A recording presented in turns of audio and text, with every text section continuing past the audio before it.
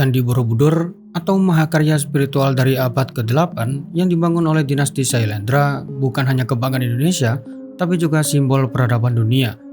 Namun di balik kemegahan batu-batunya yang tersusun presisi tanpa semen, tersimpan sebuah misteri yang nyaris tak dikenal banyak orang, yaitu adalah sebuah relief tersembunyi di bagian dasar candi yang sengaja ditutup dan disembunyikan sejak berabad-abad lalu.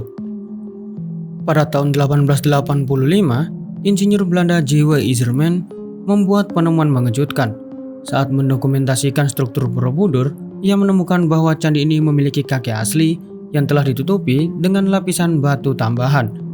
Ketika lapisan ini dibongkar sebagian, terkuaklah ukiran yang dikenal sebagai relief Karma Wibanga atau serangkaian panel yang menggambarkan hukum sebab akibat dalam ajaran Buddha.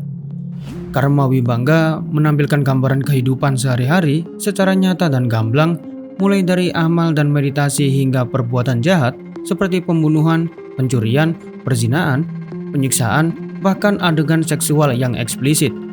Gaya penyajiannya yang begitu jujur dan tanpa sensor seolah menjadi cermin kehidupan manusia yang sesungguhnya.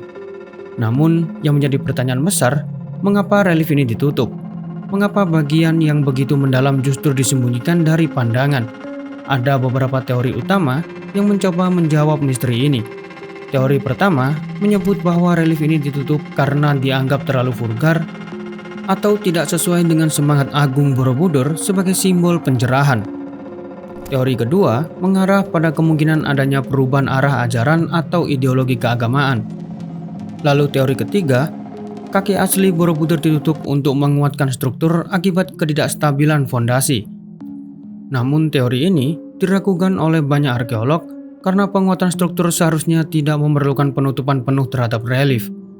Dan yang paling kontroversial adalah teori yang keempat, bahwa penutupan ini adalah bagian dari upaya menyembunyikan pengetahuan kuno atau ajaran spiritual yang tidak diinginkan untuk diteruskan. Hingga kini, dari total 160 panel Karma Wibanga, hanya sekitar 40-an yang sempat dipotret dan dipublikasikan. Dan sisanya masih tersembunyi di balik batu atau dilindungi demi konservasi, atau mungkin karena nilai simboliknya yang masih dianggap berbahaya ataupun sensitif.